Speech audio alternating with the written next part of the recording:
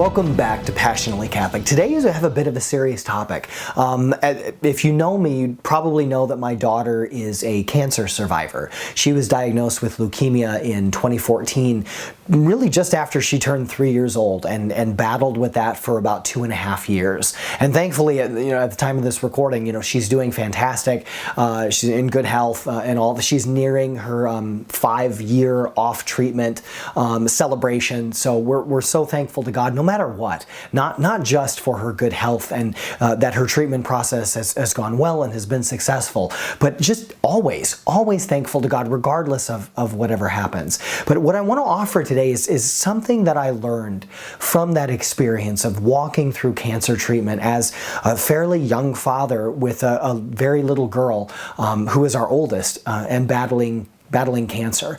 So one of the biggest things that I took from this experience was Rebecca is her name, as she went through this treatment process. And I remember some of the earliest days were so hard because she had no idea what was going on. I mean, she was just 3 years old and she didn't feel well. And of course we're in the hospital and we're up late at night and she's getting a lot of pokes, okay, a lot of needles, a lot of blood draws.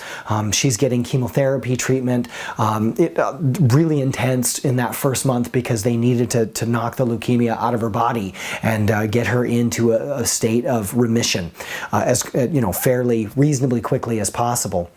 And then, maintain that throughout the rest of her, extended treatment process. But she didn't understand what was going on, and it was uncomfortable, and it was painful, okay? It was very, very hard, and I have no doubt for a 3-year-old, it also would have been very, very scary in terms of this whole process of what's going on. But she went through it.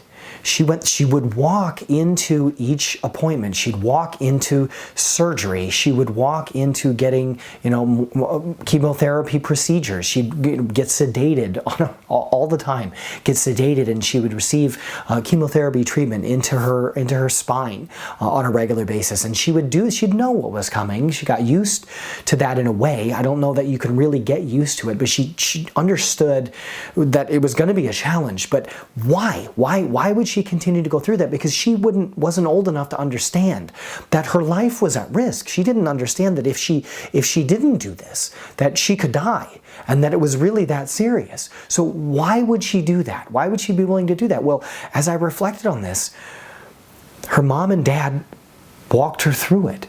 She trusted us. She knew that we loved her. She knew that we had her absolute best interests at heart. She knew that we weren't going to do something bad to her, allow her to be hurt without there being a sufficient reason. So she would take our hand.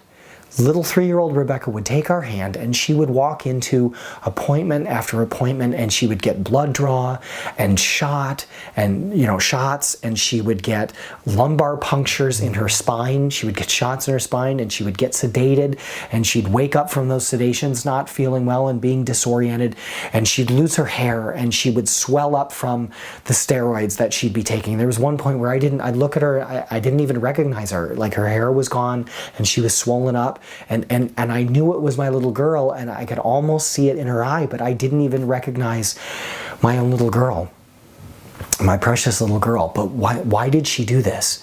Because she knew her daddy wasn't going to lead her astray and lead her into something that she didn't need to have happen. Now, here's what I took from that and taking that experience to prayer, is that there's suffering in my life. There's suffering in all of our lives all the time. There are struggles all the time, and there's things that we don't want to do, okay? But we have a Heavenly Father who is there for us no matter what, who loves us more deeply and passionately than we could possibly love another human being, more purely, more genuinely, more profoundly. He loves us more than any father could ever love his daughter or son. He doesn't want anything bad for us at all. And yet there's going to be struggles. The only way in this life that we can grow is to go through our own struggles, trials, tribulations. And what I took from the experience with Rebecca is I saw myself in her.